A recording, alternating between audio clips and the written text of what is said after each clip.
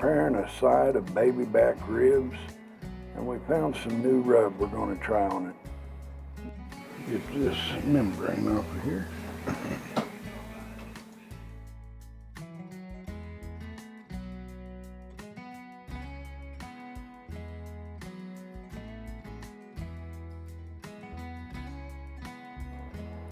Well, the membrane was wanting to give me a little bit of trouble, but we got it off of there. Now we're going to add just a touch of mustard for a binder.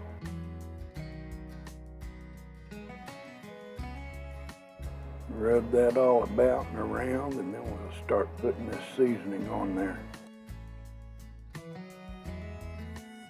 Now we picked up some of this Rib Ninja rub at the store. Hey, we're going to give it a try. It's got garlic, ginger, sesame seed, red chili in it, all kinds of ingredients. Well, I think it's time to put it in overdrive.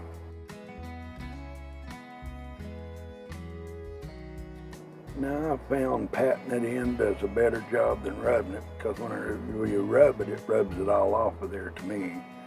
But you do it the way you like to do it.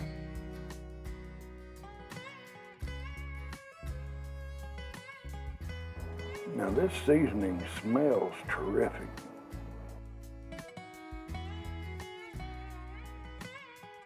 Now we're going to do the same to the bone side. Get that yellow mustard in there, that binder in there, and we'll start spreading that Rib Ninja all over it.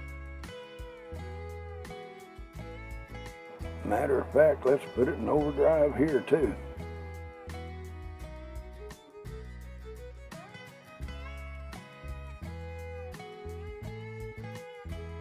Now I tell you, that looks pretty good. Hey, I'm getting ready to line this water pan, drip pan. And I notice a lot of people don't do that. This has vents on it here. And of course it probably wasn't made to line, but I line it because it's easier to clean up. Even though you line it, you're still going to get stains around. This has been washed really good. Line this whole thing and make sure your paper, your tinfoil goes the width so you can kind of push it down before you fold it over so you don't get any tears. And when you fill it with water to help keep this clean, but what needs to be done is after you get this all lined, is go in here and make slits right here where these vents are. And what that'll do is the heat that builds up between the pan and the tinfoil will be able to escape out. If you don't do that, the tinfoil on the bottom will try to release the gases and just keep flopping like that, and it's liable to slosh your water out. And the gases under the tinfoil need to escape, so you got to put slits in here, and when you do that, it'll just stay and not give you any trouble. And the slits, you just kind of put a knife through there. That's going to let the gases from between the tinfoil and the pan escape. I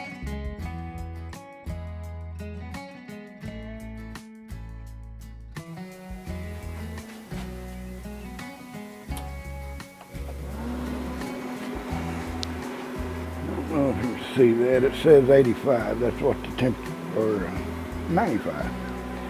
So that's what the temperature is sitting right there. We just turned it on. So we'll see what it looks like here in a minute. Now I always keep this water pan as full as I can. I mean, it'll get down about halfway, I'll add to it. But I try to make sure there's water in this water pan. It's a little windy out here today, not too bad. It won't bother the smoker though, I don't believe. Put a full 1 gallon in there. That'll work. We had to prime it. I forgot when I moved. I haven't used it since I put it around here, so I emptied the pellets. Had to add to it, and there it is. It's going smoking. After we primed it, she started smoking right up. Alrighty. we're going to set our temperature to 225 degrees.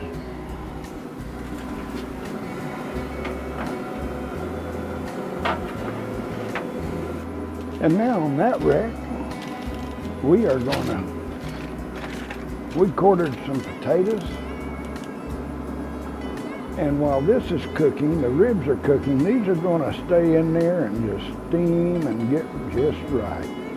I put butter on them and seasoned them with Lowry's seasoned salt. Give them a little bit of opening there. Okay. And hopefully them will cook just fine. We're going to put them on this top shelf. And looky there, got a clean glass again. It's amazing what happens when you clean the glass, isn't it? Super easy. Hey, we're going to be back in here in a little while. We got it set at 225. The temperature appears to be at 225 in the cabin.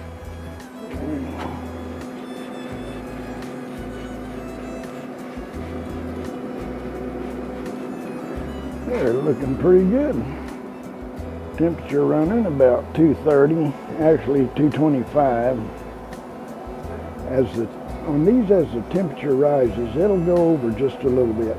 Usually not over 5 or 10 degrees, then it comes back down, and then it will go a little below 225 and then kick back up.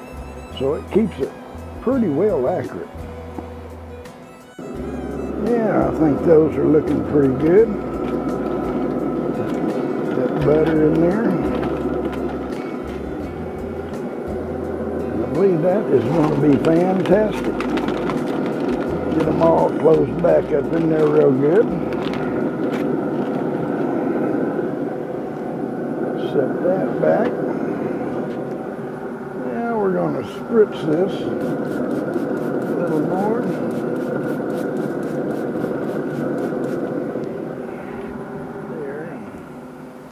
Well, we added a little bit of shade.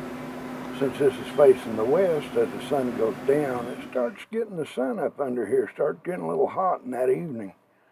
So as the sun goes down, I crank them down a little bit farther. So we have 2 of these for this side.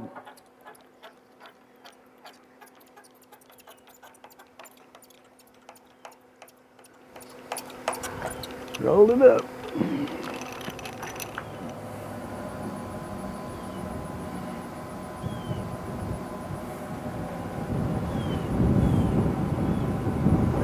Got the griddle sitting there on that north end. And of course there's the smoker. Can't do without that smoker. And there's my grill. Charbroil grill. It's a good one. Okay, we're in. Got our tin full down. If the wind don't blow it away, it's a little windy. Not as windy as it was here the other day though. My word. We're gonna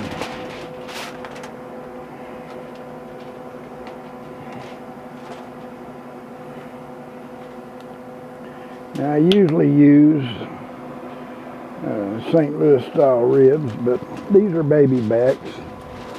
Got them worth the money, so anytime I find ribs I can get them worth the money, that's what I do. But it's all getting so expensive today. Okay. And we're going to lay that with it.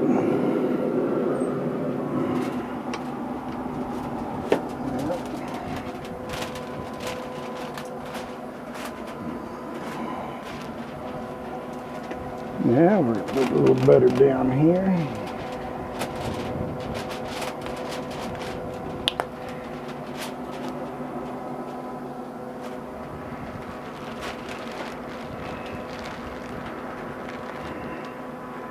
Some more brown sugar here over things.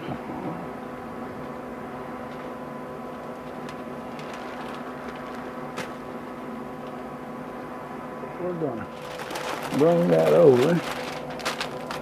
We're going to bring this one over. We're going to leave that meat side down. We're going to place them back in there. They've been on there right at 3 hours. Now we got them in there. We're going to let them sit in there for about another 45 minutes and they ought to be ready. I believe they are ready. We're going to take a look at them.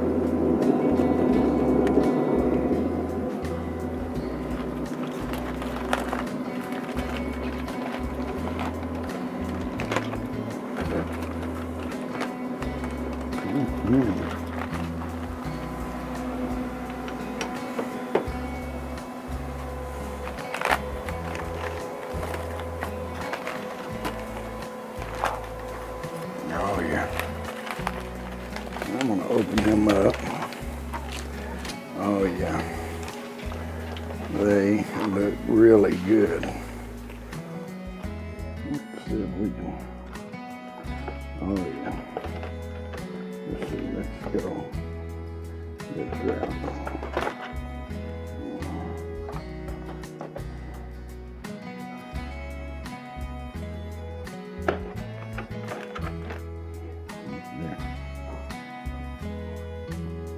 That looks good. More of them are juicy. A little bit of smoke ring, not a whole lot there, it looks like. And I like to put the juice in there with it. So, you know. And we let the potatoes stay in there and cook at 225, just as long as the ribs did.